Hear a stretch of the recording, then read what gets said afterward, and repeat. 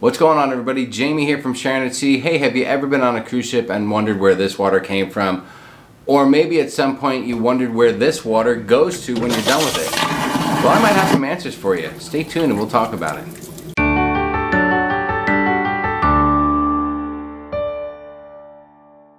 Hey, real quick, if you love cruising, if you're into cruise vlogs, cruise tips, cruise reviews, a little cruise news, if you're just a big fan of cruising, we'd love for you to consider subscribing to the channel. Hit the notification bell so you always know when new content comes out, and make sure you join us every Monday night for our Monday night live stream talking all about cruising. Now let's get back to the water. Hey, so not too long ago, a buddy of mine was telling me he's got some friends that refuse to go on cruises because they are for sure 100% that the water they will consume on the cruise is recycled bath water. Now, I told him I thought that was crazy.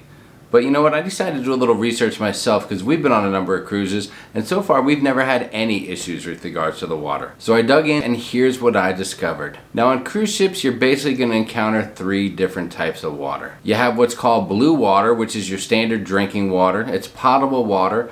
It can be consumed, it's cooked with, you can drink it, it's clean, purified, filtered, distilled, and ready to go, and it's not too different than what you're going to buy at your local grocery store in a bottle. Then you have water that's called gray water. Gray water is water that starts out as clean water, but it is then used for things like laundry, showers, sinks, dishwashing, and different things like that. And once that water is used, it is referred to as gray water. Then of course you have what's known as black water. That is wastewater, sewage water, or I believe the official scientific technical term is poopy water. Now, it's pretty amazing to learn how ships get and use, store, and dispose of all these different types of waters. Now, cruise ships these days have some really advanced methods of making and disposing of water. They are built with huge storage tanks down below in the underbelly of the ship where you can store, sit on this water, or it can be discharged accordingly once it's been cleaned and filtered. I mean, back in the day before the environmental laws kicked in, they could pretty much do whatever they wanted.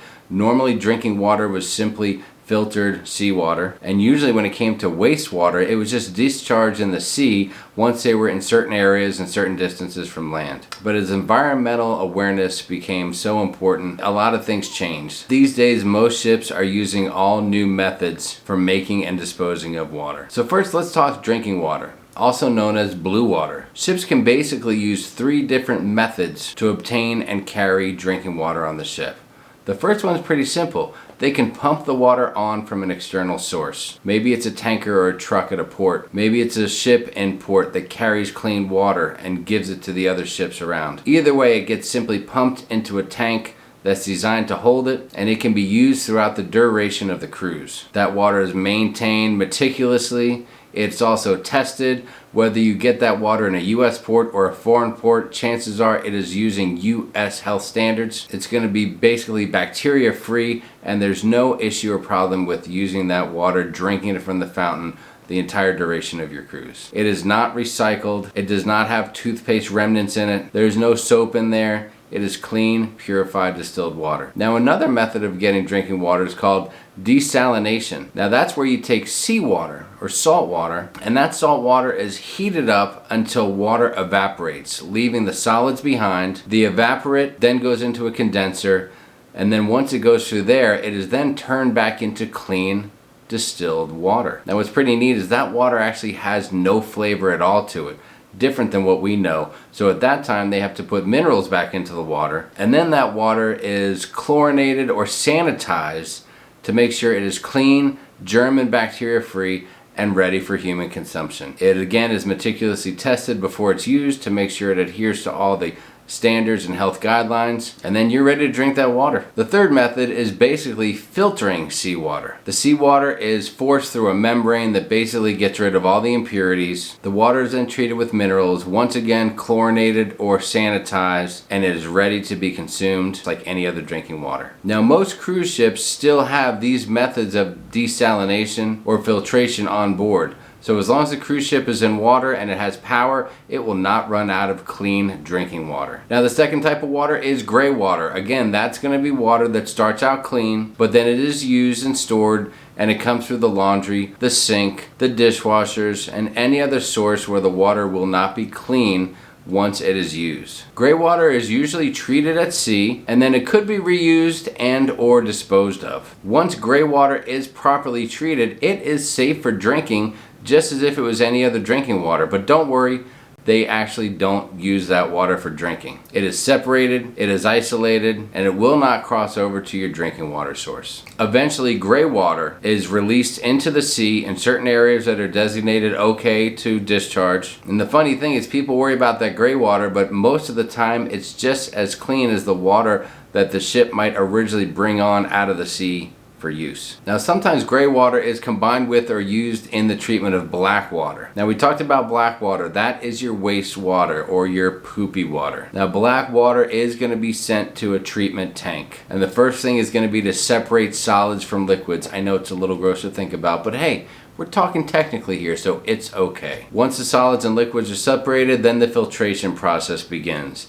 Now, any solids that remain are usually incinerated. The leftover liquid is stored in a tank that contains aerobic bacteria that then filter through a lot more of the impurities in the water. At that time, it can filter through a membrane to clean out more of the impurities of the water. Then the final stage would be a UV filtration, where the ultraviolet lights actually sanitize and kill off the remaining bacteria and germs from the water to make it as clean as possible. At that time, it's okay for that water to be discharged at sea. Now, the funny thing is, technically, the ships don't really have to treat that sewage or wastewater. They could go farther out to sea, usually into international waters, and as long as they're in a certain area traveling at a certain speed, they could discharge that wastewater. But ships don't really do that anymore because they don't want the embarrassment and the reputation of doing that. It's just not environmentally friendly. So the ships will go through the trouble of treating the water, cleaning it, purifying it the best they can before then discharging it in proper places. Now, technically, once that wastewater goes through all those processes to clean,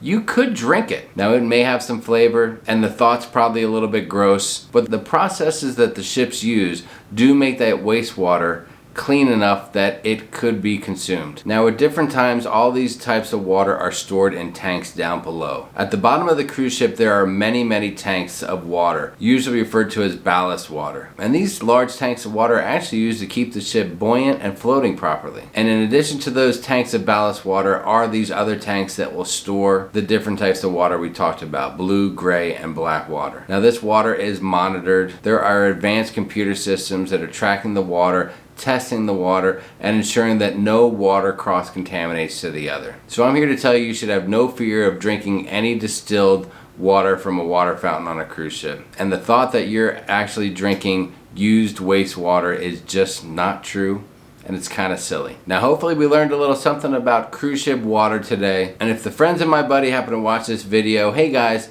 don't worry, book your cruise and don't sweat the drinking water. You'll be fine. And keep in mind, before it's used, that gray water is also clean water. So don't worry, you're not brushing your teeth with someone else's leftover water. Hey, we hope you enjoyed the video. We hope you got a little something out of it. Thank you so much for watching. We always appreciate it. Again, if you have a moment before you leave, hit the subscribe button so you always know when new content's coming out. We always appreciate that. Have a great day and happy cruising.